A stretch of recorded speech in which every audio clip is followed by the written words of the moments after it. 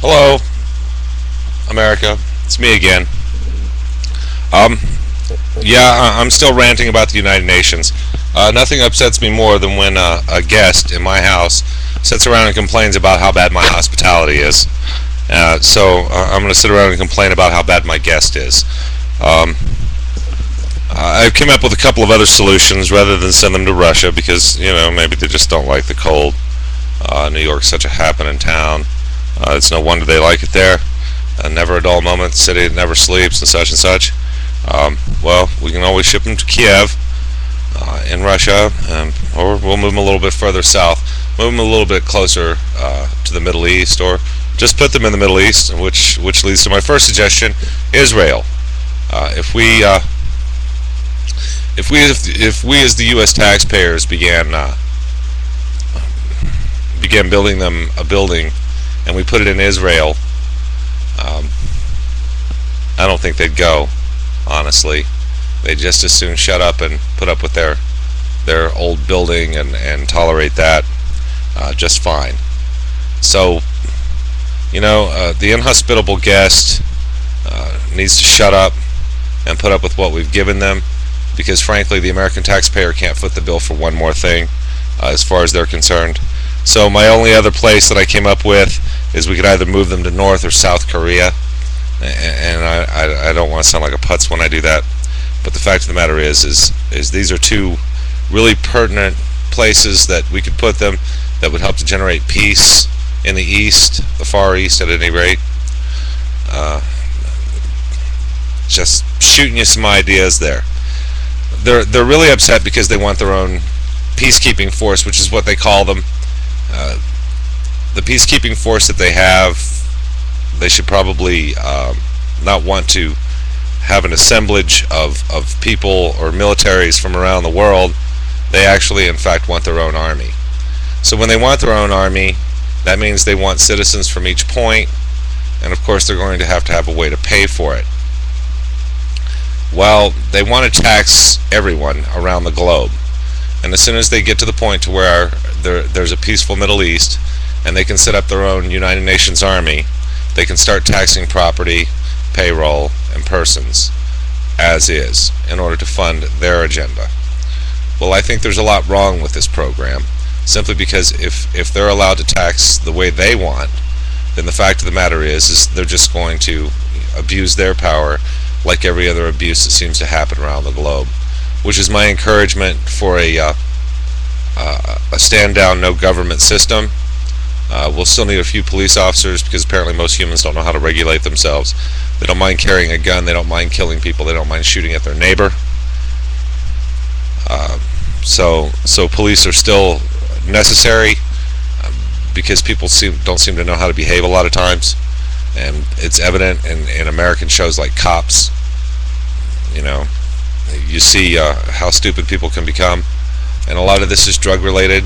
So an issue of getting rid of drugs would probably be a really good stance practically, but the fact of the matter is this is the great Roman society here in America all over again. We all indulge ourselves to every length and extent that we can sin, and it's not always a bad thing. It just depends on who you are and whether or not you're trying to kill yourself with over-the-counter or behind-the-counter medications, or whether or not you just want to party and have a good time. Whatever your motivation, anything in its extreme can be bad for you. Moving on, the U.S. taxpayer footing the bill.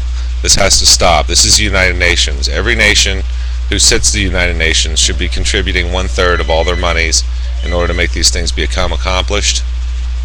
America can't do this for you anymore, so maybe you should move and let another government or regime handle your personal needs and your personal dealings. Let them provide you with the limos that you need, the security that you need, the protection that you feel you need, and the housing that you feel you need, with debugged homes and privacy. The great thing about my phone ringing is I have voicemail, so I can always check it later. Fact of the matter is the one world order is their final goal. Once they're done turning each continent into its own specific country, it'll be easier to join all 5 of these under a United Nations rule.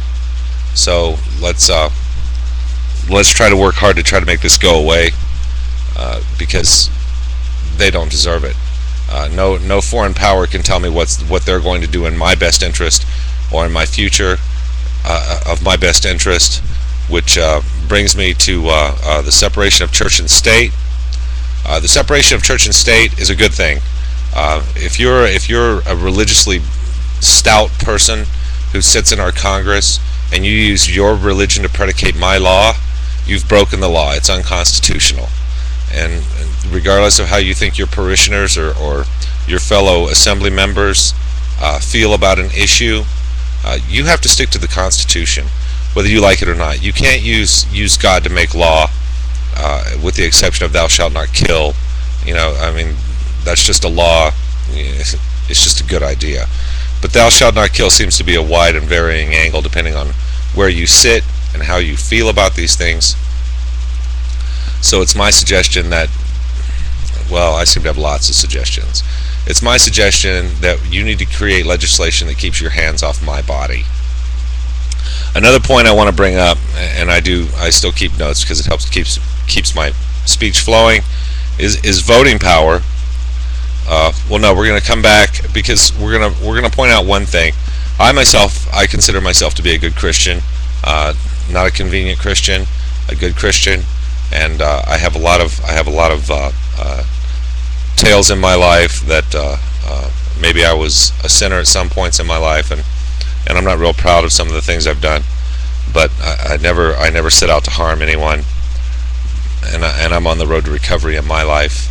That having been said, Bush Sr., when he was asked about atheism, he felt like these were un-Americans. They were just people who were un-American, and I want to know what the religious poignancy of that was, because freedom of religion is freedom of religion even when you have no religion, even when you don't believe in God.